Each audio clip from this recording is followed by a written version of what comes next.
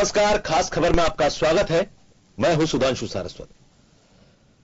इस वक्त लोकसभा चुनाव अगर चर्चा में कोई टॉपिक है इस वक्त राजनीति में, सियासत में, तो वह है लोकसभा चुनाव और साथ ही साथ महागठबंधन।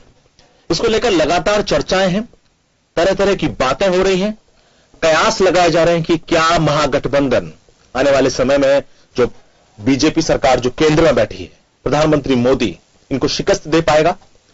और बीजेपी भी लगातार महागठबंधन पर निशाना साध रही है। प्रधानमंत्री मोदी अपनी हर रैली में महागठबंधन पर निशाना साध रहे हैं और इस बात पर जोर दे रहे हैं कि वह एक ऐसे व्यक्ति हैं, चौकीदार हैं, जिन्होंने देश का पैसा लूटने से रोका है और जो उनका यह कहना है कि जिन लोगों ने लूटा है वो उनको रोकना चाहते हैं, इसी कारण यह महागठबंधन किया जा रहा है। बहुत सारे ऐसे मुद्दे हैं इससे जुड़े हुए कि आखिर किस तरह की शक्ल अख्तियार करेगा और कैसी चीजें इसमें बदल सकती हैं। इस पूरे मुद्दे पर हम चर्चा करेंगे, लेकिन उससे पहले एक रिपोर्ट देखते हैं। देश की सियासत में इस वक्त अगर चर्चा है तो वो है लोकसभा चुनाव और महागठबंधन की। बीजेपी के विजय रथ को रोकने के उद्देश्य के साथ इस महागठबंधन की बात लगातार आगामी लोकसभा चुनाव को देखते हुए की जा रही है। पीएम मोदी भी लगातार महागठबंधन पर निशाना साध रहे हैं। अपनी हर रैली में पीएम मोदी महागठबंधन का जिक्र करते लगातार यही कह रहे हैं कि जिन लोगों की काली कमाई मेरे कारण बंद हो गई है, वे मुझे एक साथ मिलकर हराना चाहते हैं। मोदी ने ओडिशा की चुनावी रैली में भी कहा कि ये चौकीदार गरीबों की कमाई लूटने वाले हर खेल को बंद कराकर ही रुकेगा। अब आप मुझे बताइए, इतने सारे हजारों करोड़ रुपए जिन जिन की जेब में जाते थे, अब मोदी ने सब बंद कर दिया। तो ये मोदी पे गुस्सा करेंगे कि नहीं करेंगे? मोदी को गाली देंगे कि नहीं देंगे? मोदी ने उनकी तो नींद हराम कर दी है और इसलिए मोदी उनकी आंख में खटकता है। यूपी में सपा बसपा का गठबंधन हो चुका है। हालांकि इसमें कांग्रेस को नजरअंदाज किया गया, लेकिन जैसे जैसे लोकसभा चुनाव पास आएंगे महागठबंधन भी अपनी शक्ल अख्तियार करेगा। कांग्रेस भी पूरी ताकत के साथ लोकसभा चुनाव में उतरती हुई दिख रही है और दूसरी पार्टियों के साथ चुनाव लड़ने में कांग्रेस किसी भी तरह से परहेज नहीं कर रही है। इधर लोकसभा चुनाव से पहले ऐसा भी नहीं है कि बीजेपी इस महागठबंधन को नजरअंदाज कर रही हो। सरकार ने नमो ऐप के माध्यम से महागठबंधन को लेकर सर्वे भी शुरू कर दिया है। केंद्र की भाजपा सरकार द्वारा इनकी बिना पूरी तैयारी के व काफी जल्दबाजी में इनके खासकर नोटबंदी व जीएसटी के लिए गए फैसले से तो अब यहाँ इन लोगों की और भी ज्यादा दयनीय स्थिति हो गई है और इससे देश की अर्थव्यवस्था पर भी अभी भी काफी बुरा प्रभाव पड़ रहा है। महागठबंधन को लेकर एक बात लगातार उठ रही है कि ये लड़ाई मोदी के खिलाफ है, ना कि बीजेपी के। ये उसी तरह से है जब तत्कालीन प्रधानमंत्री इंदिरा गांधी के खिलाफ भी महागठबंधन चुनाव लड़ा और जीत हासिल की। हालांकि गठबंधन की सरकार ज्यादा नहीं चल सकी। अब 2019 में जिस तरह की स्थिति लोकसभा चुनाव को लेकर बन रही है, उससे ये साफ है कि बीजेपी के लिए मुश्किलें खड़ी होंगी, लेकिन ये वक्त ही बताएगा कि मोदी वर्सेस महागठबंधन की लड़ाई में कौन फतेह हासिल करता है। ब्यूरो रिपोर्ट, जन टीवी न्यूज। तो कुल मिलाकर महागठबंधन पूरी तरह से किस तरह का फॉर्मेशन होगा, किस तरह की इसमें चीजें में बदलाव होगा, पार्टियां किस तरह से संगठित होंगी, ये धीरे धीरे जब लोकसभा चुनाव नजदीक और आते चले जाएंगे तब चीजें साफ होंगी। जैसे कि अभी यूपी में समाजवादी पार्टी और बहुजन समाज पार्टी ने आपस में गठबंधन किया, अपनी सीटों का विभाजन किया, कांग्रेस को इस गठबंधन से दूर ही रखा उन दोनों पार्टियों ने। तो बहुत सारी चीजें हैं, गठबंधन जीतने के बाद भी गठबंधन बनेंगे, कई पार्टी जो जितनी सीटें जीतेंगी शामिल हो सकते हैं, लेकिन निश्चित तौर पर यह चुनाव बीजेपी के लिए जितना आसान लगता था कि 2014 में बीजेपी आई थी, बीजेपी एक बहुमत के साथ आई, उस तरह का चुनाव नहीं दिखता है। कुल मिला के एक अलग ही तरह का बहुत ही रोचक चुनाव होने वाला है लोकसभा 2019 का जो चुनाव होगा। इस मुद्दे पर मेरे साथ चर्चा के लिए बीजेपी से राजेंद्र मीणा साहब हैं, कांग्रेस से मेरे साथ सुशील आसोपा जी हैं, बहुजन समाज पार्टी से मेरे साथ विष्णु कुलवाल जी हैं।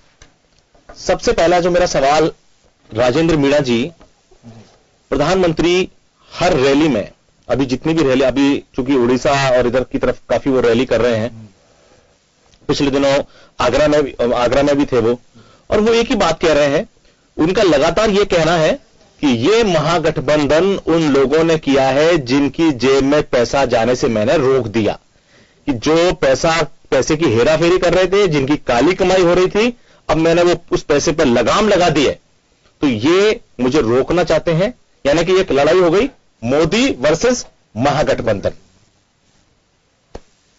देखो, ये जितने भी महागठबंधन, जो तो पार्टियां, क्षेत्रीय पार्टी जो गठबंधन कर रही है, जैसे यूपी में किया है या बिहार में करे या कहीं करे, तो इधर महागठबंधन ये सफल होने वाला नहीं है, क्योंकि मोदी जी की इतनी लोकप्रियता है, जो भारतीय जनता पार्टी जो काम कर रही है, जिस तरह उद्देश्य को लेकर चली है कि कैसे क्षेत्र का विकास हो, कैसे देश का विकास हो, देश की कैसे हम आगे तक ले जाएं, उस तरह जैसे सर्जिकल स्ट्राइक करके आज विदेशों में हमारे भारत देश की जिस तरह उन्होंने हर जगह एक पहचान बनाई और पहचानी ताकत के रूप में भारत देश को उन्होंने उभार के लाए हैं कि भारत देश आज हर देश आज भारत से मिलना चाहता है, आज हर देश आज आयात निर्यात का काम करना चाहता है, हर देश ये जानता है कि भारत एक बहुत शक्तिशाली देश बन चुका है, गिनती के देशों में भारत का नाम है। तो आज मोदी जी ने पूरा अंतर्राष्ट्रीय स्तर पर भी अपना डंका बजा रखा है, जिस तरह काम को लेके चले, उसको लेके जितनी ये पार्टियां हैं, चाहे महागठबंधन को जो कर रहे हैं कि कैसे मोदी जी को इनको हटाया जाए, कैसे सब एक होकर लड़ना चाहते हैं, और एक होकर लड़ना, तब भी मैं आपको बता देना चाहता हूं कि कितना भी एक होना, ये गठबंधन का सफल होने वाला नहीं है, और निश्चित रूप से ये गठबंधन फेल होगा हर जगह आपस में ही। जो एकता आज कांग्रेस को जिस तरह यूपी में इन्होंने जो छोड़ा है, आज गठबंधन पहले इन्होंने अखिलेश जी और आज राहुल गांधी जी ने जिस तरह रैलियां की साथ साथ मिलकर के, आज क्या होगा कुछ ही दिनों में, आज यहां भी कोई गठबंधन, आज मायावती और यहां इन्होंने समर्थन आने वाले कुछ दिनों, कर्नाटक का आप देख ही रहो जिस तरह समझौता टूट रहे हैं, इनके भी, इनमें भी विश्वास नहीं है, और जनता भी देख रही है। आगे आपकी सरकार बनी, जब 1 साल अभी 1 महीने हो गया अभी सरकार बने, और जिस तरह इन्होंने वायदे किए, झूठे वादे, आज किसानों का चाहे संपूर्ण कर्जा माफी को मुक्त लेकर के आज 3500 वेतन देने का कार्य युवा बेरोजगारों के लिए जो वायदे किए, वो सब झूठे वायदे करके आज सत्ता हासिल की है इन्होंने तीनों राज्यों में। ये एक उस तरह जनता भी समझ चुकी है गठबंधन सफल होने वाला नहीं है, और आने वाले लोकसभा चुनाव में फिर मोदी की सरकार पूर्ण बहुमत के साथ बनेगी, इनको पता लग जाएगा। चलिए सुशील, ये देखिए बीजेपी चूंकि ये निश्चित तौर पर कहेंगे कि महागठबंधन कुछ नहीं कर सकेगा, आगे कुछ नहीं हो सकेगा। देखिए, लेकिन मैं कांग्रेस को थोड़ा महागठबंधन से इतर बात कर रहा हूं आपसे। कांग्रेस एक बड़ी पार्टी है, बीजेपी और कांग्रेस एक जिनका कैडर एक नेशनल राष्ट्रीय स्तर की पार्टी का रहा है, बड़े स्तर पर चुनाव लड़ते हैं। अभी जब यूपी में सपा और बसपा जब सामने आए और प्रेस कॉन्फ्रेंस कर गठबंधन उन्होंने आपस में किया, तो कांग्रेस की तरफ से बयान आया कि नहीं देखिए, हम भी, हमारा एक कैडर है पार्टी का, हम अपने स्तर पर चुनाव लड़ेंगे, और घोषणा भी ये हुई कि आगे पूरे राज्य की हम सीटों पर चुनाव लड़ेंगे।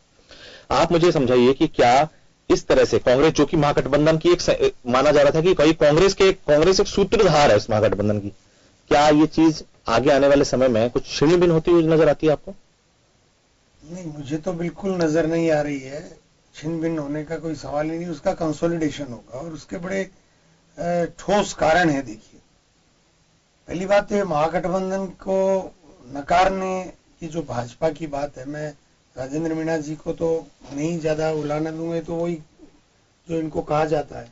पर अब एनालाइज करिए, मोदी ने जो चुनाव जीता 282, वो भी 334 क्यों कहते हैं? वो पावन जो है वो गठबंधन के ही तो लोग हैं। शिवसेना है महाराष्ट्र में, अपना दल है, और 2-3 दल अब तो 32 पार्टियों के गठबंधन की बात कर रहे हैं, आपको सब राज्यों का मालूम ही है।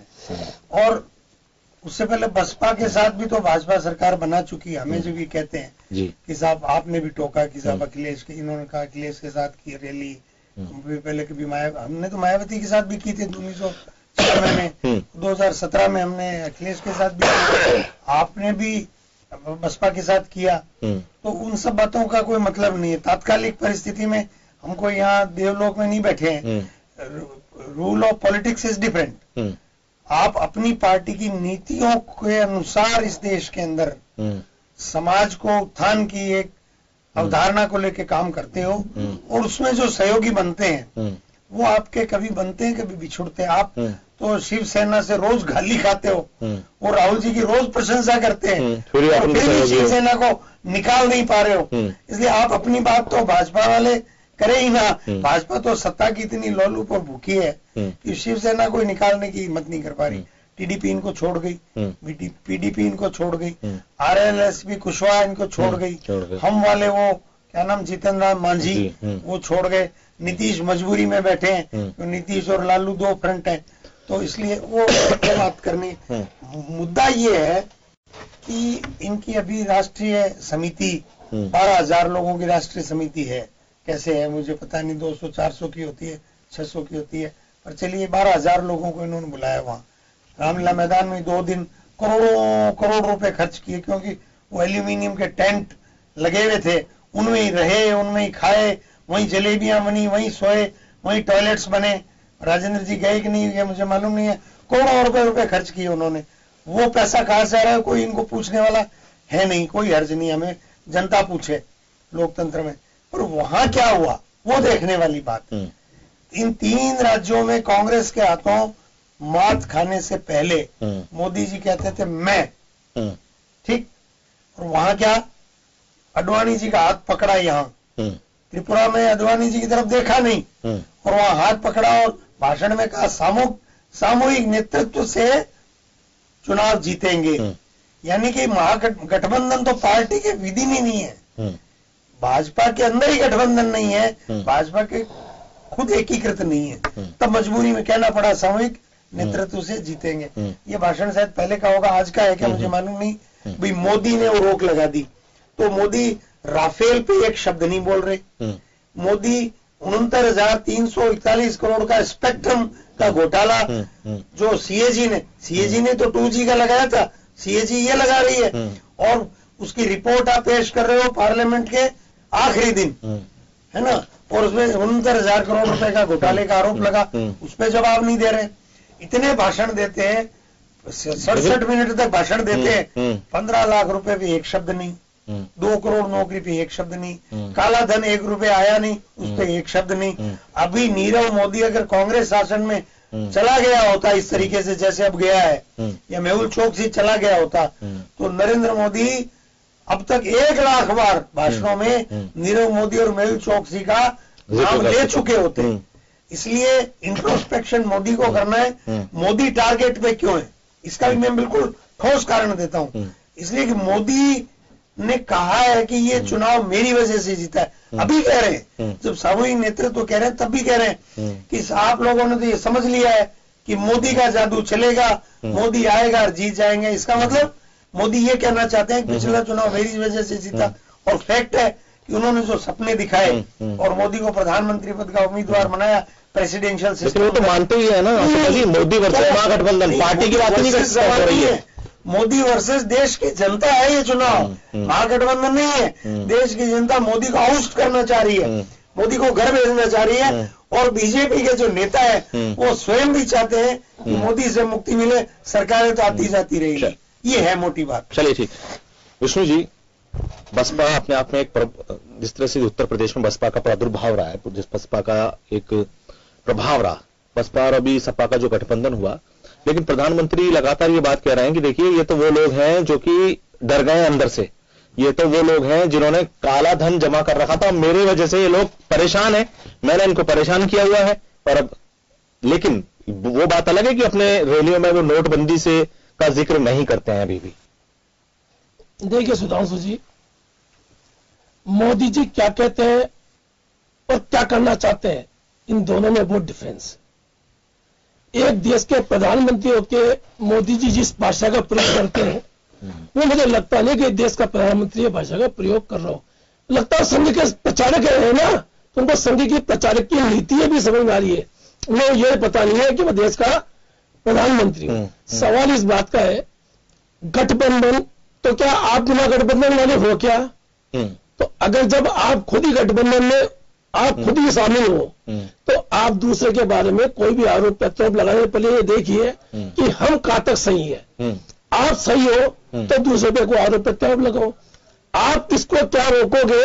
आप तो एक अमित शाह को रोक लो, सबसे बड़े भ्रष्ट और सबसे बड़े बेईमान इस राष्ट्र भारतीय जनता पार्टी का राष्ट्रीय अध्यक्ष है, उसको रोक लो आप, बाकी को तो छोड़ो आप। आज राजस्थान में जो चुनाव हुए सुधांशु जी, 10 सीटें बांटी अमित शाह पार्टी ने और 90 सीटें बांटी वसुंधरा जी ने। वसुंधरा जी के 62 आदमी जीत के आए, इनके आदमी जीत के आए 12। तो राजस्थान की जनता ने बता दिया कि वो मोदी जी को नहीं चाहती थी, वो यहाँ के मुख्यमंत्री जो वसुंधरा थी उनको चाहती थी। सवाल है कि आज ये जिस जन से ये कार्रवाई कर रहे हैं, क्या गुजरातियों को ला के हर जगह बैठाएंगे क्या, या गुजरात मोटो बना के लोगों को गुमराह करेंगे क्या? देखिए मोदी जी को अब पता पड़ गया कि 282 नहीं, अब 150 सीटों से पर उनका आंकड़ा फिट नहीं हो रहा है।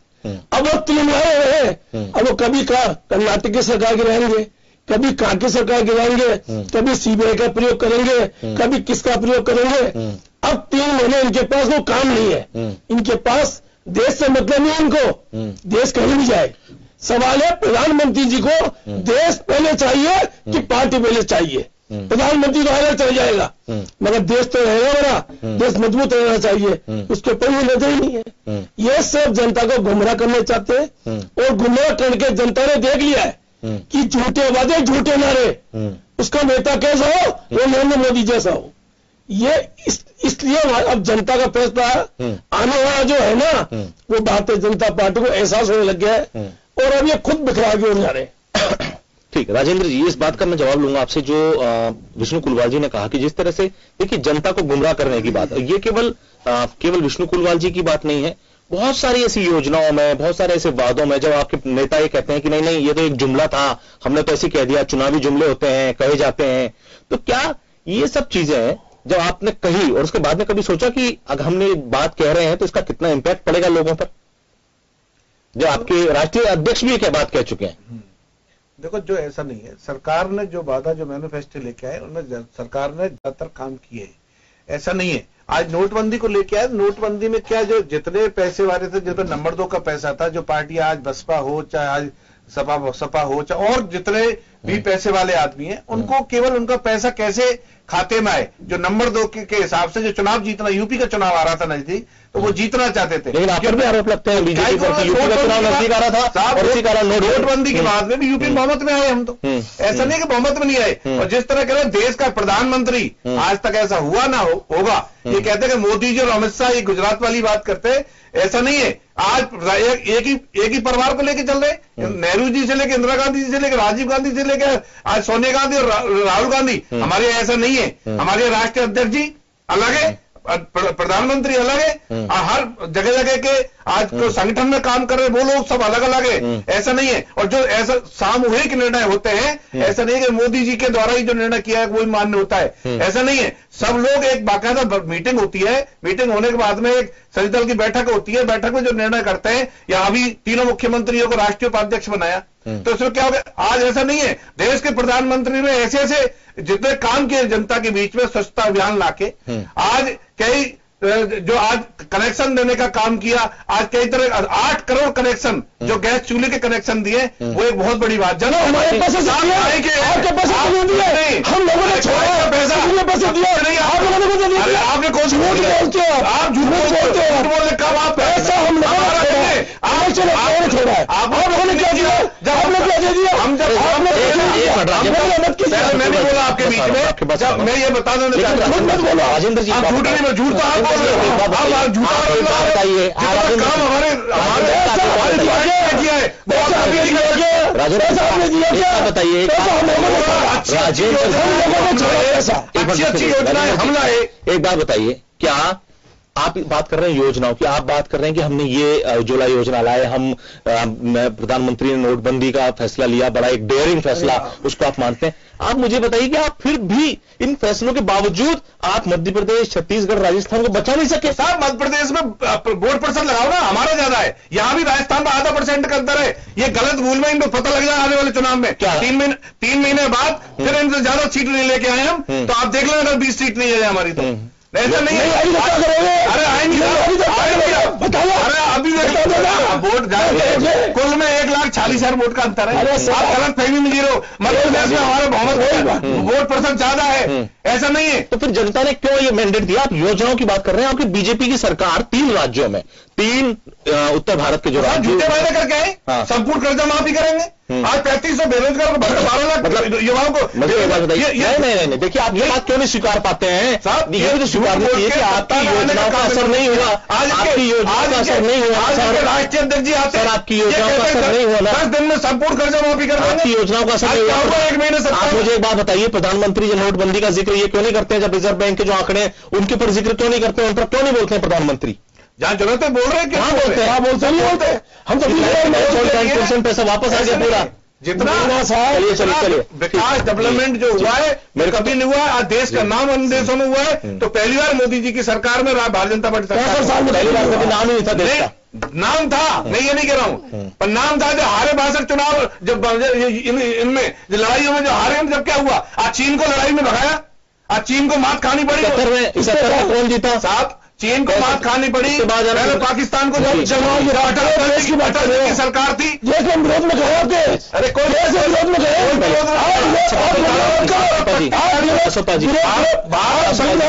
भारत शक्तिशाली बना हुआ है, आज बना दिया है, ऐसा नहीं है जी। जिस तरह देखिए जो एक माहौल बना 2014 के बाद, जब धीरे धीरे जब सरकार चलते कि भाई देखिए आज जो कुछ हुआ है जब बीजेपी के अनुरूप, ये जो माहौल है ये केवल बीजेपी के अनुरूप है कि भाई देखिए ऐसा पहली बार हुआ, इस तरह की चीजें पहली बार हुई, देश का नाम पहली बार हुआ, ये सब चीजें। अब जब लोकसभा चुनाव सामने है तो देखिए 3 महीने बाद जनता, जब लोकसभा चुनाव होंगे 3 मई में, जब फैसला हो जाएगा मई में, तो कि भाई किसकी कौन जनता ने किसको चाहा, किसको अपना मान रही है जनता। कांग्रेस के सामने जो कांग्रेस पूरी तरह से, ये देखिए कांग्रेस 3 राज्यों में आपको एक बढ़त मिली, मतलब आपने सरकार बनाई, तो आप निश्चित तौर पर आपके अंदर उत्साह भी है इस वक्त। क्या ये जो चीज है आपके आने वाले लोकसभा चुनाव में आपको एक बढ़त देने का काम करेगी? मैं पहले भी कहा कि निश्चित रूप से। उससे पहले मैं इतनी सारी बात एक छोटी सी बात बार बार हमारे भाई राजेंद्र जी कहते हैं कि साहब 1,42,000 वोट तो यहाँ पे कम है और 0.2% वोट इनका मध्य प्रदेश में ज्यादा है। तो फिर ये अट्टा सट्टा कर लेते हैं।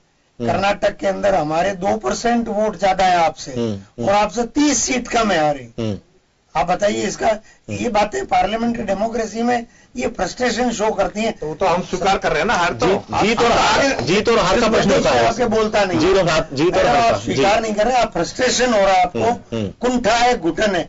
पार्लियामेंट्री डेमोक्रेसी का कि खुशबू को बिखरने दीजिए। हम भी वहाँ 2% वोट ज्यादा लेके चिल्लाए नहीं, 74 सीटें। गुजरात चुनाव में निर्णय, सारी सीटों का निर्णय आने से पहले हमने कह दिया कुमार स्वामी को मुख्यमंत्री बनाएंगे। This is called political wisdom. अब वो अस्थिर आप कर रहे हो नहीं कर रहे हो, वो कुएं में पड़े, आपकी सोच, आपका फासिज्म, आपका संघ और आपका मोदी है सीट रही है आपके पास। क्वेश्चन ये है, तो आज भी 16 अरे सर, लेकिन आप तो कांग्रेस खत्म होने की बात करते थे, डिबेट में आप तो कांग्रेस खत्म होने की बात करते थे, में अपनी कांग्रेस खत्म होने की बात करते थे। अब खत्म भी होगी साहब। अच्छा चलिए, अब इंतजार करो, आप खत्म करिए, जिंदा करिए, आप आपके हाथ में है तो आप कर देना खत्म। जनता के हाथ में, जनता करेगी, जनता ही करेगी। तो बस चलिए असली मुद्दा जो आप पूछना चाह रहे हैं ना, वो ये है कि अरविंद सुब्रमण्यम को चीफ इकोनॉमिक एडवाइजर कौन लाया? मोदी और जेटली। 3 साल उसने फ्रस्ट्रेशन में निकाले।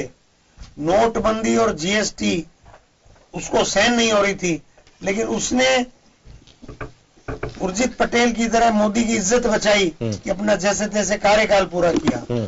और उसने कल बयान दिया है कि भारत की जनता नोटबंदी और जीएसटी की वजह से आर्थिक मंदी के लिए तैयार रहे, मतलब आने वाली आर्थिक मंदी। ये कहा है उसने, किसी को विश्वास नहीं, जाके पढ़ लो, उसके बयान है। उसके अलावा वो जो अपने यहाँ डॉक्टर साहब के भाई का क्या नाम है साहब, अरविंद पानगड़िया, जी, वो क्या बोल के गए वहां से, जब गए विदेश पहुंच गए तो क्या बोले, क्योंकि यह भय इतना है मोदी का कि आप उनके सामने तो कुछ बोल ही नहीं सकते। उर्जित पटेल ने क्या किया, इस्तीफा दे दिया। 3 लाख करोड़ दो, नहीं तो इस्तीफा तो दे गए, इस्तीफा नहीं, इज्जत बचाई अपनी। कुल मिला के बात यह है कि देश ऐसे मुहाने पर लाके खड़ा कर दिया गया है जहां देश में परचेजिंग पावर खत्म हो गई है, स्टेट के पास पैसा नहीं है इन्वेस्ट करने को। प्रोजेक्ट्स जो है, आज मालूम है आपको, 3 लाख करोड़ के प्रोजेक्ट स्टॉल्ड कैपेसिटी में खड़े हैं। स्टॉल्ड कैपेसिटी मीन्स जहां है वहीं खड़े। 3 लाख करोड़ के प्रोजेक्ट्स पूरे देश के अंदर, ये राजेंद्र मीणा जी को मालूम नहीं है। ये भी पहली बार ही हुआ है। विदेश की जहां तक बात करते हैं, मुझे घोर निराशा होती है। जिस देश ने शीत युद्ध में अपनी भूमिका को स्ट्रांग रखा हो, नेहरू ने मार्शल टीटो और नासिर के जमाने में, और बाद में इंदिरा के जमाने में तो इंदिरा जी के जमाने में 1983 में गुटनिरपेक्ष आंदोलन का शिखर सम्मेलन भारत में हुआ। मैं तो कई बार निजी चर्चा में कहता हूं कि इंदिरा जी की हत्या का षड्यंत्र की नींव उसके सम्मेलन में डाल दी गई, क्योंकि अंतर्राष्ट्रीय षड्यंत्र होते हैं बड़ी हत्याओं के। ऐसा नहीं है, क्योंकि वो एक विश्व नेता बन रही थी और शीत युद्ध चरम पे था। न हम अमेरिका के साथ जानना चाहते थे, न हम रूस के साथ जानना चाहते थे। रूस के साथ हमारी सामरिक समझौता था, लेकिन कभी भी हमने रूस को हमारे ऊपर हावी नहीं होने दिया। इवन अफगानिस्तान में भी रूस ने जब इन्वेजन किया तो हमने रूस का साथ नहीं दिया। इतिहास गवाह इस बात का। मोदी जी तो देखिए, विदेश नीति मोदी जी के बस की बात नहीं है, न आर्थिक नीति मोदी जी के बस की बात है।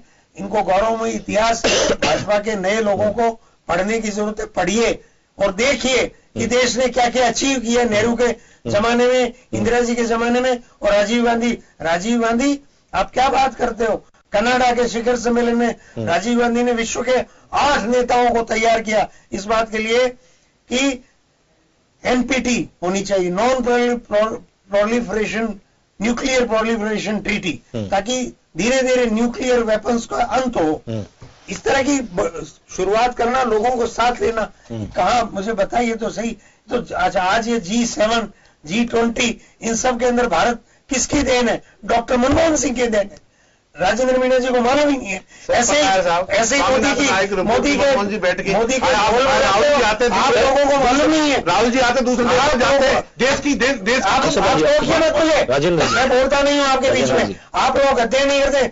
हु इज आज इंडिया अगर G7 में किसकी बदौलत, G20 में किसकी बदौलत, G19 में किसकी बदौलत? इस तरह की जो स्थिति बनाई जा रही है उसमें, देखिए कि भारत का इस 2014 से पहले भारत का किसी विश्व मुद्दे पर हम चर्चा करेंगे। भी वक्त एक ब्रेक का आप कहते जब राजनीति जाके मैं कहते दूसरा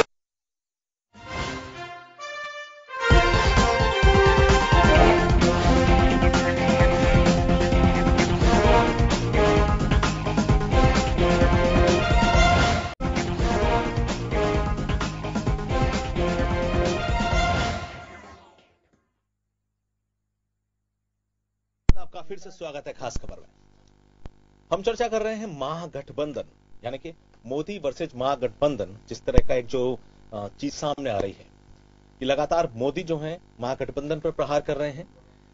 माना यह जा रहा है कि जो अगर महागठबंधन होता है तो बीजेपी के लिए एक बड़ी मुश्किलें खड़ी होंगी सामने, और कहीं ना कहीं बीजेपी को भी इस बात का एहसास है, इस बात का डर है। तभी मोदी लगातार इस बात को अपनी रैलियों में भी जाहिर करते हैं, और अपने जो 2 दिन का जो राष्ट्रीय अधिवेशन हुआ उस दौरान भी उन्होंने इस बात को जाहिर किया। हमारे साथ इस चर्चा में वरिष्ठ पत्रकार श्याम सुंदर शर्मा जी भी जुड़ गए हैं। श्याम जी, जिस तरह से अभी जो एक ये हो गया है कि ये बीजेपी वर्सेस महागठबंधन की लड़ाई नहीं है, ये है मोदी वर्सेस महागठबंधन, यानी कि एक व्यक्ति के खिलाफ भाई एक जो इस तरह से बीजेपी प्रोजेक्ट करती है इस चीज को। अब मोदी हर रैली में कहते हैं कि भाई देखिए, अगर ये जो महागठबंधन वाले लोग हैं ये वो लोग हैं जिनका मैंने हुक्का पानी बंद कर दिया है, इनके ये पहले चोरी करके कमाते थे, अब इनकी चोरी को मैंने रोक दिया है क्योंकि मैं एक चौकीदार के तौर पर काम कर रहा हूं, और मुझे कोई डर नहीं। आने वाले लोकसभा चुनाव में हम निश्चित तौर पर, जैसे अमित शाह भी कहते हैं कि हम तो 50 साल राज करेंगे आने वाले समय में। देखिए सुधांशु जी, प्रधानमंत्री जी कहते हैं ये गलत है, वो कुछ कर सकते हैं तो करें, मना किसने किया? प्रधानमंत्री के रूप में उन्होंने पूरा अपना शासन पूरा करने की स्थिति बन रही है, 3 महीने बाकी है।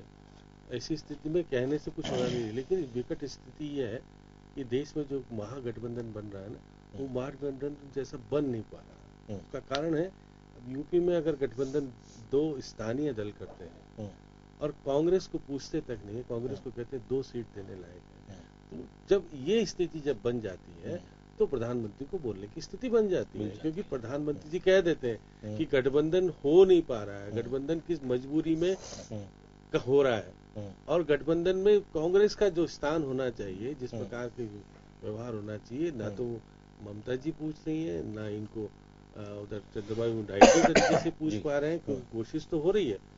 ये बात सही है कि राजस्थान में जिस दिन शपथ ग्रहण समारोह हुआ था 12 दलों के नेता थे और जब मध्य प्रदेश पहुंचे थे तो 8 दलों के नेता रह गए थे।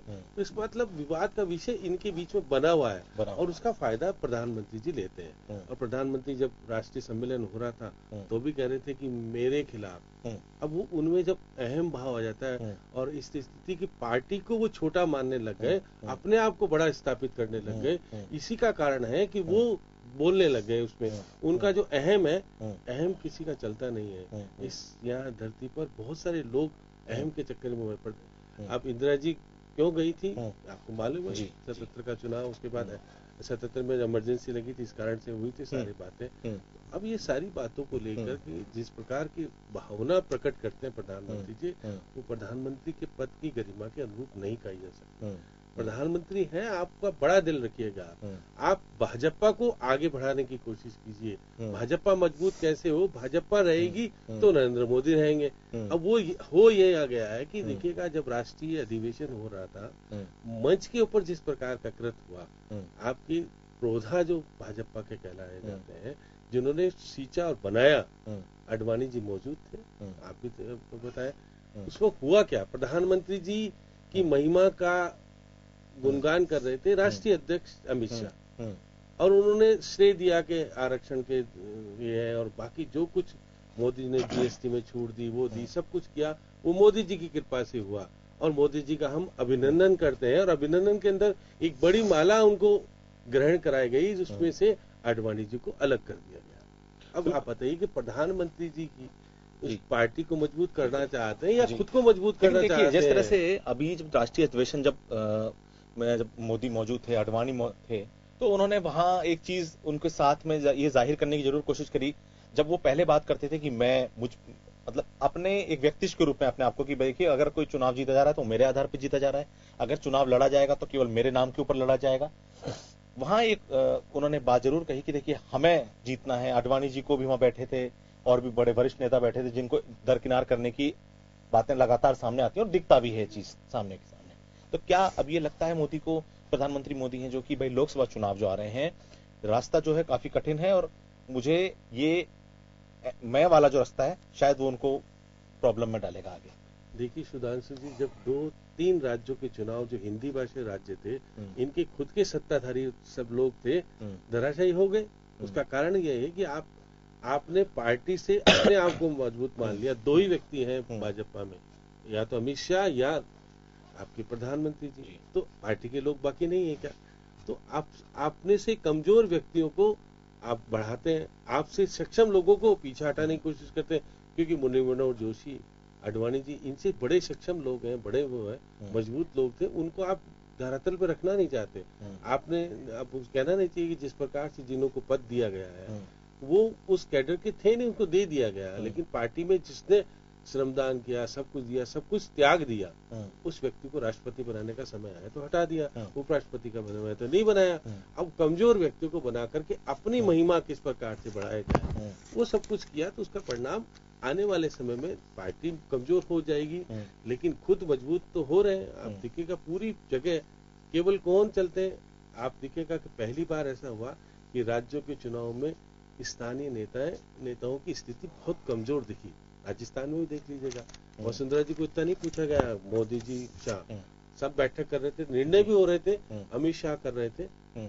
ये सब जब स्थिति होती तो पार्टी कमजोर होती है। तो ऐसी स्थिति में मैं मान के चलता हूँ वो उनको चुनाव जीतना है तो कोशिश ये करनी चाहिए वो, क्योंकि पार्टी के सर्वेसर्वा प्रधानमंत्री के रूप में तो है, लेकिन पार्टी ज्यादा मजबूत हो, पार्टी का नाम और निशान रहेगा तो मोदी रहेंगे, अमित शाह रहेंगे। ये कह देने के मात्र से अब क्योंकि गठबंधन में जिस प्रकार का गठबंधन होना चाहिए नहीं हो पा रहा है, उसी का परिणाम है कि मोदी जी अपने आप को बोल रहे हैं कि देखिएगा गठबंधन हो रहा है, इसको हम देख लेंगे, और वो भी कहते हैं कि मैंने इनके खिलाफ काम किया।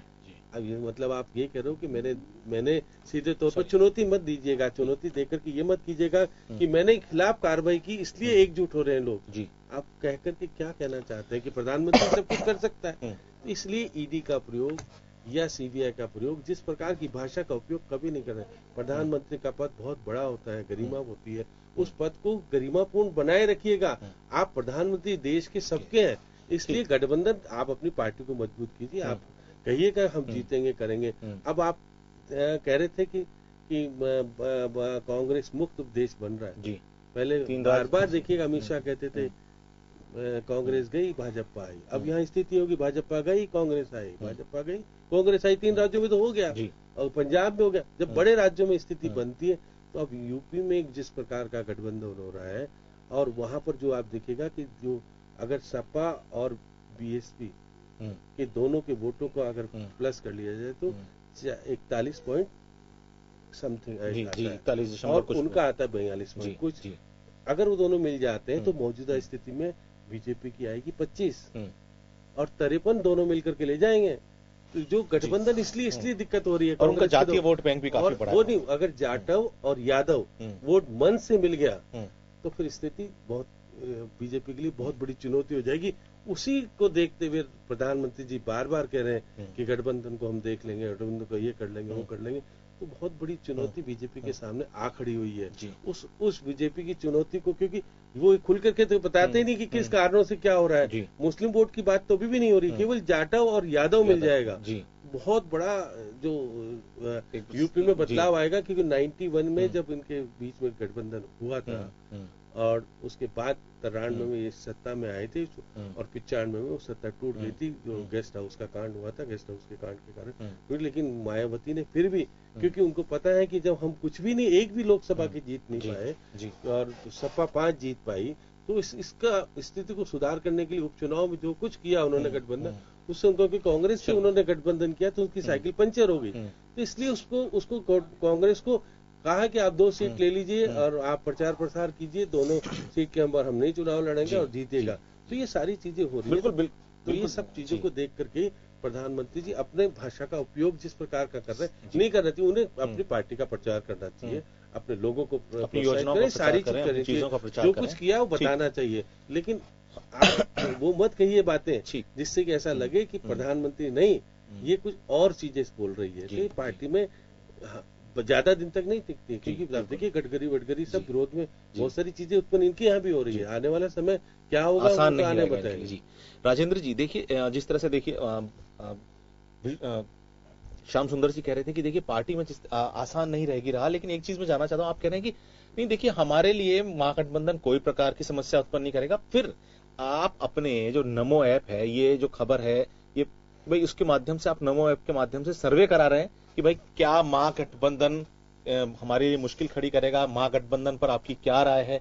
इसे सर्वे कराने का अगर आपको डर ही नहीं है तो क्या जरूरत है आपको सर्वे कराने की। आप अपने नमो ऐप से, जिसका प्रचार प्रधानमंत्री मोदी ने खुद ने किया, नरेंद्र मोदी ऐप जिसका नाम है, उसके थ्रू आप उसके जरिए अपना इस चीज का सवाल पूछ रहे हैं लोगों से, प्रचार सर्वे करा रहे हैं, या फिर ऐसा कौन सा आपको डर बैठ गया अंदर मन में कि सर्वे कराने की भी नौबत आ रही है आपको? नमो ऐप तो हमारी पहले से ही चालू है। नहीं चालू है वो, मैं ये नहीं कह रहा हूं, मैं तो कह रहा हूं सर्वे करा रहे हैं आप उससे। राष्ट्रीय अधिवेशन तो हमने जो किया ऐसा नहीं है, चुनाव चिन्ह कमल के को आगे किया कि कमल हमारा चुनाव चिन्ह है और भारतीय जनता पार्टी सब एक है।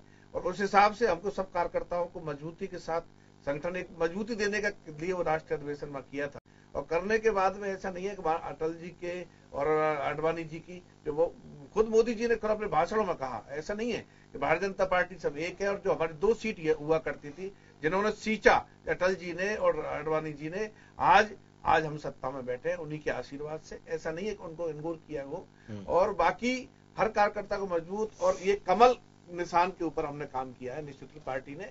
और मोदी गठबंधन ये गलत नहीं करे, वो गठबंधन पहले भी इन्होंने किए हैं, ऐसा नहीं है। गठबंधन यहाँ भी कभी बसपा से कभी किस में टूट रहे हैं, आपस में तालमेल बैठ नहीं रहा। ये तो आपके भी टूट जाते हैं सर। अरे टूट जाते हैं तो ये सामने अब देखेगा ना, यूपी में टूट ही गया इनका। लेकिन मैं जानना चाहता हूँ, ये जो नमो ऐप से नया सर्वे कराने की बात है, आपकी ऐसा डर किस बात का बैठा हुआ है आप लोगों को? सर्वे कराना पड़ रहा है आपको? डर तो जहाँ कमी हमको दिख रही है उसकी पूर्ति आप पूछ क्यों रहे हैं? जनता से पूछने की महागठबंधन, जब 3 राज्यों की महागठबंधन जी, अब भी आपको लग रहा है कि दिक्कत नहीं माने सरकार चली गई, ये दिक्कत क्या मान रहे हैं सर? मानने कैसे नहीं मानने के लिए मोदी जी मान रहे हैं, नहीं मानने से क्या हुआ? आज पायलट में और गहलोत में की दिक्कत हुई? नहीं, वो जो दिक्कत है वो सरकार, मैं तो आज डिपार्टमेंट आप इसका जवाब मैं बताऊं राजेंद्र जी, आप इसका जवाब नहीं दे पा रहे हैं, आप इसका जवाब नहीं दे पा रहे हैं कि एक नमो ऐप के माध्यम से एक ऐप जिसका नाम नरेंद्र मोदी ऐप है, नमो उनका एक शॉर्ट फॉर्म नेम है, उसके नाम से ऐप है, उसमें ये सवाल आप डालते हैं कि भाई महागठबंधन जो है इसका कितना इम्पैक्ट रहेगा, क्या इसका एक बड़ा इम्पैक्ट पड़ेगा महागठबंधन का? ये सवाल ही अपने आप में बहुत बड़ी आपकी जाहिर करता है कि देखिए कि बीजेपी को अंदर डर बैठा हुआ है। गठबंधन को डर है, सब और पार्टियों को डर है क्या? भारतीय जनता पार्टी फिर सत्ता में आने वाली है, इनको डर है, हमको क्या डर है? ऐप के जरिए तो हम ये कर रहे हैं, ये तो सब करती है पार्टी, अपनी जहाँ कहाँ कमी है उसकी कैसे पूर्ति की जाए वो तो करती है पार्टी, उसका जहाँ कमियां दिखेंगे उसकी पूर्ति करेंगे। यानी कि 3 राज्यों में कमी थी आपकी? भाई कमी नहीं थी, किस कारण हम मान रहे हैं ना हमारे, आज मैं बोल रहा हूँ ना, झूठ बोल के संपूर्ण कर्जा माफी कर देंगे, 3500 रुपए बेहतर, इस झूठ बोल के तो कोई भी सत्ता में आ जाएगा।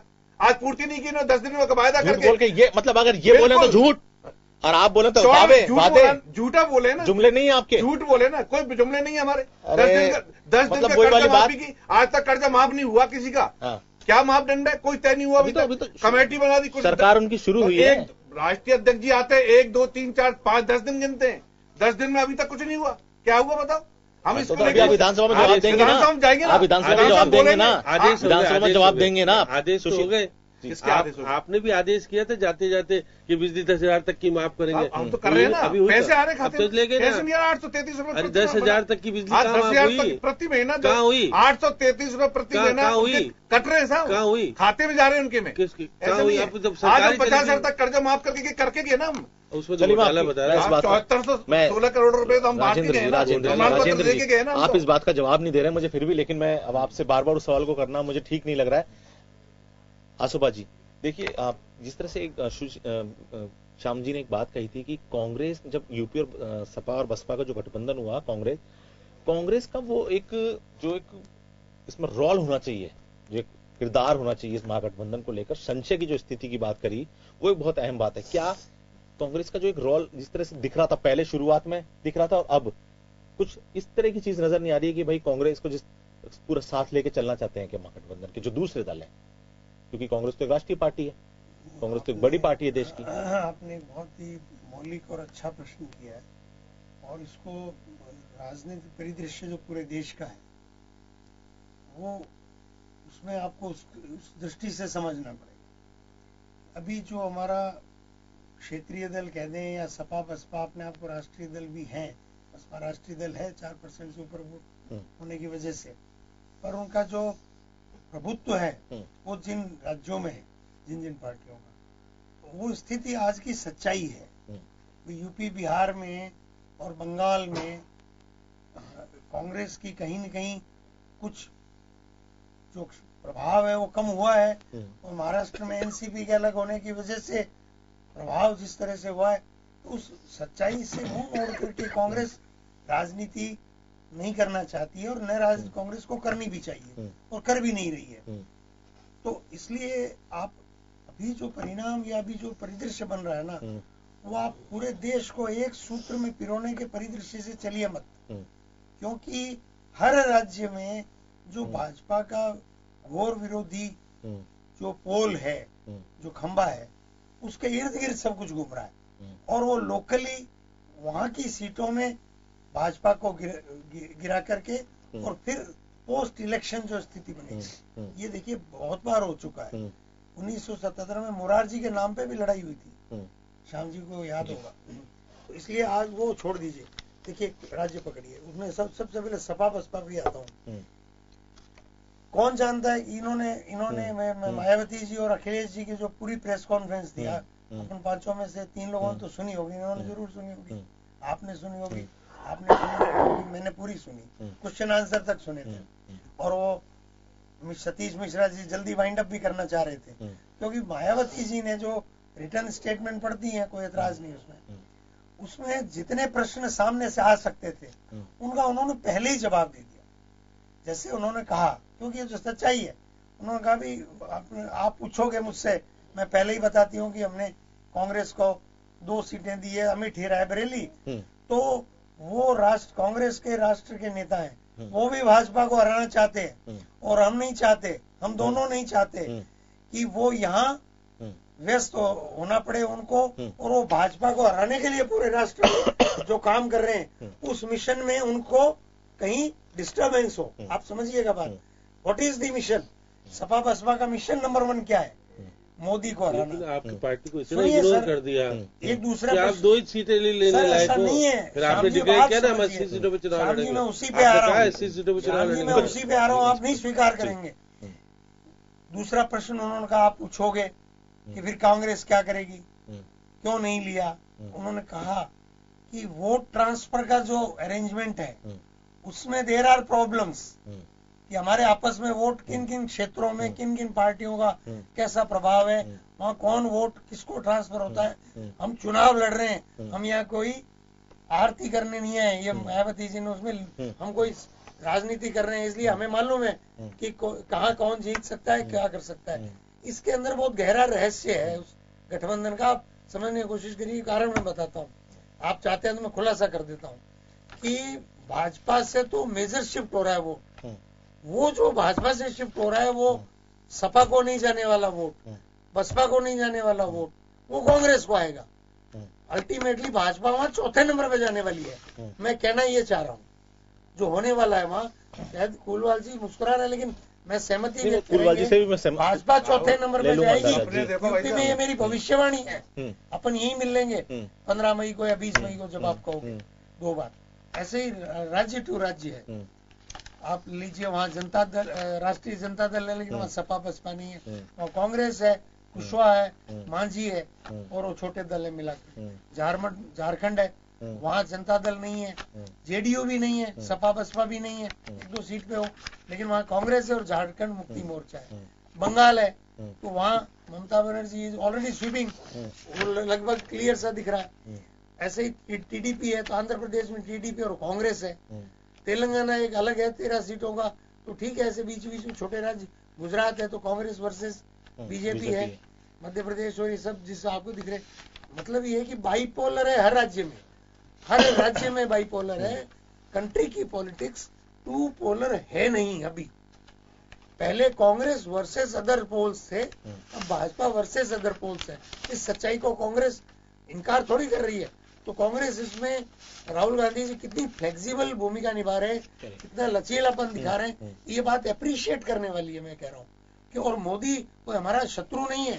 मोदी इस देश की जनता के साथ शत्रुता जैसा व्यवहार कर रहा है, शत्रुता जैसी नीतियां अपना रहा है, इसलिए हम मोदी के खिलाफ हैं। हमारी मोदी से क्या जाती दुश्मनी है? विष्णु जी, जब सपा बसपा की जो बात कर रहे थे, इस तरह से जब कह रहे थे भाई आप मुस्कुरा भी रहे हैं, जो एक पूरा एक उन्होंने जो फ्रेम बताया पूरा इस वक्त की जो पॉलिटिक्स का जो एक पूरा यूपी के, मैं तो जितनी समझता हूँ वो यही है। देखिए, जातीय एक आपको जातीय वोट तो है ही है। जिस तरह से आपका एक जातीय आधार है, अगर वो वोट मर्ज होते हैं, एक दूसरे की तरफ जाते हैं, तो उसका फायदा भी निश्चित रूप से मिलेगा। 2014 के पैटर्न पे अगर वोटिंग होती है तो मान के चलते हैं कि वोटिंग आपको फायदा मिलेगा। लेकिन ये जो कहीं ना कहीं गठबंधन को लेकर सवाल उठते हैं कि क्या चुनाव के वक्त आते आते किसी प्रकार से कोई इस तरह की चीजें डिस्प्यूटेड बातें ना हो, जिसकी वजह से फिर एक तरह का बिखराव आने लगे, अलग अलग जाने लगे, राहें अलग अलग हो जाए आप लोग। देखिए सुधांशु जी, कोई राय अलग नहीं है हमारी राय सीधी सीधी एक ही है कि जिस ढंग से इस देश के गरीब जनता को गुमराह करके इन्होंने नोटबंदी पे उन गरीबों को लाइन में लगाया, न ये राजेंद्र जी भाई साहब लगे, न विष्णु कुलवाल लगा, न आसोबा साहब लगे, और आप राजनीतिक कारणों से लगे होंगे, और न श्याम सुंदर जी भाई साहब लगे। पैसे लेने वाले में सब गरीबों की लाइन थी और गरीबों को ही इन्होंने गुमराह किया। और जो 125 लोग इस देश में मरे वो भी गरीब ही थे, कोई पैसे वाला नहीं मरा, नोट बदलने के लिए लाइन में नहीं लगा। पूर्वा जी ये भी बता दो, मायावती को क्या दिक्कत हुई, ये भी तो बताओ। मायावती जी कोई दिक्कत नहीं हुई, हमारे कमरा रह गया बताते नहीं। ये तो देखिए, ये मोदी जी की सोच है, क्योंकि ये खुद रिजर्व बैंक के मालिक थे। इनको जितना पैसा लेना था वहां से ले लिया, कोई पूछने वाला इनसे था नहीं। मैं आज श्याम सुंदर जी वैसे आपको बताना चाहता हूँ, आज पैसा नहीं रहा उनके पास, आज ये इनकी पॉलिसी थी। वो आज स्थिति ये है कि आप 2000 का नोट बैंक, पैसा आया तो सही बात भाई साहब, आप 2000 का नोट कितना पैसा आप बैंक में डाल के देख लीजिए, वो तो गड़बड़ हो। अब बैंक से 2000 का नोट आपको मिलेगा नहीं। अब आपको 500 200 ये नोट मिलेंगे, 2000 के नोट गायब। मैंने उस दिन यहाँ योगेंद्र जी बैठे थे, मैंने बोला था जो सबसे बड़ा स्कैंडल हुआ है देश में, जो 2000 के नोटों पे हुआ है, ये 2000 के नोट जब कहते थे मोदी जी 3 साल तक छप नहीं सकते, 3 साल तक नकली नहीं आ सकते। दूसरे दिन जम्मू कश्मीर के अंदर जो इनकी पीडीपी इनकी पार्टनर थी बीजेपी की, वहां पे 2000 के नोट थे नहीं थे। नहीं, वो आतंकवादी के पास मिले। वो ये बाद में सवाल है कि आतंकवादी पास पैसा कैसे आया। तो सवाल है देश के प्रधानमंत्री नोट आ गए और भी सवाल देश के प्रधानमंत्री जो कहते हैं उनकी सच्चाई कहीं लगती नहीं इसके पीछे। और आज जो 2000 के नोट गायब हो रहे हैं उसके पीछे एक ये है कि मेरे सामने जितना भी है मैटर 2000 का है, तो उनको पता है मैं जीतूंगा तो हूं नहीं। वो 2000 के नोट को सल्टा के जाएंगे। सवाल है बहुजन समाज पार्टी सपा की। आपने पूछा। और वो एक चीज और कह रहे थे कि वो रहस्य इसके अंदर नहीं, मैंने कहा बहुत गूढ़ रहस्य बात कही थी उन्होंने, गूढ़ रहस्य की बात कही थी। तो वो रहस्य भी कोई ऐसे देखिए रहस्य के बारे में मुझे इतना ज्ञान नहीं है, मैं इतना परिपक्व आदमी नहीं हूँ। एक नंबर पे आई भाजपा चौथे नंबर पे जाएंगे, ये रहस्य मैंने खोला। ये खोला रहस्य कि भाजपा चौथे नंबर पे जाएंगे। नहीं, कांग्रेस को लेके कोई रहस्य तो नहीं है। कांग्रेस को लेके सपा और बसपा के गठबंधन में कांग्रेस को लेके कोई रहस्य वाले हो गए। भाजपा चौथे नंबर पे आप कौन से नंबर पे रहोगे? ये रहस्य था। आप कौन से नंबर पे मैंने कहा मैं खोल सुधान आप भी तो बता दो कौन से नंबर पे रहोगे? मैं ये बोल रहा हूँ कि सवाल है इस बारे में भारतीय जनता पार्टी सोचे कि क्या होगा और क्या नहीं होगा। बहुजन समाज पार्टी और समाजवादी पार्टी ने ये निश्चित किया है कि ये कौन से जो ये किस प्रकार की बातें चाल। देखिए राजनीति में चाल होती है, 6 और 6 की चाल होती है। अब ये कौन सी चाल है ये तो वो दोनों नेता जाने, हम तो समझते नहीं है। मगर ये निश्चित है कि आज मोदी जी की अगर नींद खराब कहीं से हुई है तो उत्तर प्रदेश से इनकी नींद खराब हुई है, जहां इनको 10 सीटें 8 सीटें से ऊपर मिलने की संभावना अब इनको नहीं लग रही। इस चक्कर में भी है कभी अखिलेश पे डोरे डाल उसके ऊपर फेंक रहे, देखो सीबीआई केस। अरे सीबीआई आगे पास शाम सुंदर भाषा ने कहा जब सब काम आपके पास है तो बोलते क्यों, करके दिखाओ। करना नहीं है, सिर्फ इनको धमकाना है और धमकाने में हम लोग आने वाले नहीं है। और हिंदुस्तान की जनता ने यह फैसला कर लिया है कि अब जो अपने आप को भारतीय जनता पार्टी से बड़ा समझता है उस व्यक्ति को देश का प्रधानमंत्री नहीं बनने देंगे। आज नितिन गडकरी ने क्या कहा उसका तो राजेंद्र जी बसाव नहीं बता रहे। उन्होंने बोला जब तुम जीत की खुशी अपने पास ले सकते हो तो हार के लिए भी जिम्मेदार बनो ना, आप लोग क्यों नहीं बनते हो। तो इनकी नेताओं को हार दिख रही है। इनकी पार्टी में चूंकि उसकी कह रहे हैं इनकी जिम्मेदारी प्रधानमंत्री ने लेनी चाहिए थी, नहीं ली उन्होंने। ये जो 3 राज्य पार्टी को लेनी चाहिए, 3 के 5 में आ रहे हैं, कहाँ जीते हैं। 3 के बोले 5 ही वो तो देश के प्रधानमंत्री जी को जिम्मेदारी लेनी चाहिए थी आगे बढ़ के कि जो भी कुछ हुआ उसका जिम्मेदार मैं हूँ, तो पार्टी मजबूती करती। मगर इन्होंने अभी भी वही करे, अच्छा काम किया। हम अब फिर मैं शब्द बोलूंगा, श्याम जी के पास आऊंगा। ये शब्द नहीं, एक शब्द ऐसा है कि अब वो क्या अच्छा शब्द क्या लगे बोलूं, चलो मैं तो राष्ट्रीय अध्यक्ष जी प्रधानमंत्री जी के लिए बोल रहे हैं कि ये बहुत बढ़िया काम करते हैं। तो राष्ट्रीय अध्यक्ष तू बना कहां से रहे, तेरे को तेरी औकात का तो पता होना चाहिए ना, 34 आदमी का तू तो इस प्रकार की बातें करके देश को गुमराह करना। अपनी गलती को सुधारो और सुधार के जनता से माफी मांगो, जो गलती हो गई उसके लिए हमें क्षमा करे, फिर वोटों के लिए जाओ आप, हमें क्या तकलीफ। श्याम जी जब आपने जिस तरह से अभी जो सपा बसपा का गठबंधन हुआ उसमें आपने कहा कि देखिए कांग्रेस को एक वो जो मतलब कांग्रेस का जो स्थान होना चाहिए था वो नहीं दिखा है। उसमें आप अंग बात कर रहे हैं, चाहे आगे पश्चिम बंगाल की हम बात कर रहे हैं, तेलंगाना में बात करते हैं, अलग अलग स्टेट्स की हम बात कर रहे हैं। अगर तो ये भी तो आगे इस तरह के भी गठबंधन रहे कि भाई देखिए एक बार चुनाव हो गया, चुनाव के बाद सीटें जितनी भी जिसकी आई उसके बाद एक संगठित होकर कांग्रेस आगे आती है या दूसरे जो दल हैं मिलकर एक ऐसा गठबंधन निर्माण करते हैं जो कि सरकार बनाने में उनको फायदा दे, सहयोग देगा। देखिए सुधांशु जी, एक होता है चुनाव से पहले गठबंधन जी और एक होता है चुनाव के बाद का गठबंधन। हाँ, तो चुनाव से पहले वाला जो गठबंधन होता है ना वो निश्चित रूप से बाद तक कायम रहने की स्थिति बनी रहती है। बाद वाला गठबंधन तो स्वार्थों की पूर्ति के लिए होगा, वहां पर मार्केटिंग होगी, कौन किसका क्या। आप देखिए बुआ और भतीजे ने दोनों ने तो ये तय किया कि मैं तो रहूंगा यूपी में और बुआ रहेगी देश में। तो इस तरह के जो इस तरह का माहौल बन रहा है तो उस तरह से, क्योंकि आप देखिएगा, आप जब उड़ीसा में जाएंगे तो स्थिति अलग है जी। वहां भी कांग्रेस की स्थिति कमजोर है। तो अब बहुत कांग्रेस को अपने आप को रिवाइव करने के लिए बहुत सारी चीजें करनी है। राहुल गांधी जी मेहनत कर रहे हैं, उसमें कोई कमी नहीं छोड़ रहे हैं, लेकिन फिर भी उनके नेताओं को सामूहिक रूप से लेकर के जिस प्रकार से माहौल क्रिएट करना चाहिए जिससे तीनों राज्यों में कर पाए। नहीं तो उनकी स्थिति वो थी पहले वाली स्थिति। अब देखिए कि बीएसपी ने 2 जगह तो समझौता कर ही लिया था, छत्तीसगढ़ में और मध्य प्रदेश में, राजस्थान में नहीं कर पाए थे। अगर राजस्थान में समझौता हो गया होता तो इनकी स्थिति मजबूत हो सकती थी, लेकिन मजबूत 6 जीत गए। हो सकता हो कि उस नाते से 12 भी जीत जाते, लेकिन कांग्रेस की स्थिति मजबूत होती है तो कांग्रेस जो 99 के चक्कर में फंसी वो 115 तक जीत सकती थी। स्पष्ट और बहुत अभी भी देखिए अंदर से तो कांग्रेस को यहाँ भी तो वेटेज हो। अब जब सरकार कांग्रेस की है यहाँ पे, और जब जो राजस्थान की 25 लोकसभा सीट है, तो निश्चित तौर पर कांग्रेस का एक जो अनुमान है कि भाई देखिए हम तो 20 से ज्यादा सीटें लगभग लेके जाएंगे यहाँ से राजस्थान की, क्योंकि हमारी सरकार है और उसका फायदा मिलता है इस पार्टी को, जिस पार्टी की सरकार होती है। देखिए सुधांशु जी, क्योंकि जब वोटों का बिखराव हो जाएगा तो निश्चित रूप से फायदा अलग अलग तरह से हो जाता है। जैसे अब देखिए कि राजस्थान में 3 सीटों पर माकपा दावा पेश करेगी, जिसमें आपके देखिए बीकानेर है, चूरू और सीकर, बाकी जगह नहीं पेश करेगी। तीनों जगह की तैयारी वो कर रहे हैं। बीएसपी भी कुछ क्षेत्र ऐसे हैं जिस पे दावा पेश कर सकती है जी। और वो उन्होंने जो कि 6 जीत करके दिखाया है, अगर वो खड़े हो जाते हैं अलग और वो गठबंधन में नहीं आते हैं जी, तो आप देखिए माकपा अलग, ये अलग और कांग्रेस अलग। कांग्रेस के ही गठबंधन के लोग हैं ये। कांग्रेस इनको लेकर के चुनाव संयुक्त रूप से लड़ेगी तो फायदे में रहेगी। बीजेपी बिखेरे रखना चाहती है, उसका फायदा क्योंकि उनको सीधे तौर पर चुनाव में मिलेगा। अब क्योंकि आप देखिएगा कि यूपी में अगर कम हो जाते हैं तो अभी इन राज्यों में बढ़ेंगे जी, कांग्रेस बढ़ेगी, क्योंकि कांग्रेस छीनेगी। अब इनके पास से 100% कहा जा सकता है 40 सीटें माइनस होगी यहाँ से, तो 40 सीटें कहीं से गेन करने का प्राप्त करेंगे। तो ये क्या उत्तर नॉर्थ ईस्ट में अपनी स्थिति बन रहे हैं, वहां पर इनको हो सकता है कि 40 की जगह 30 सीट आ जाए।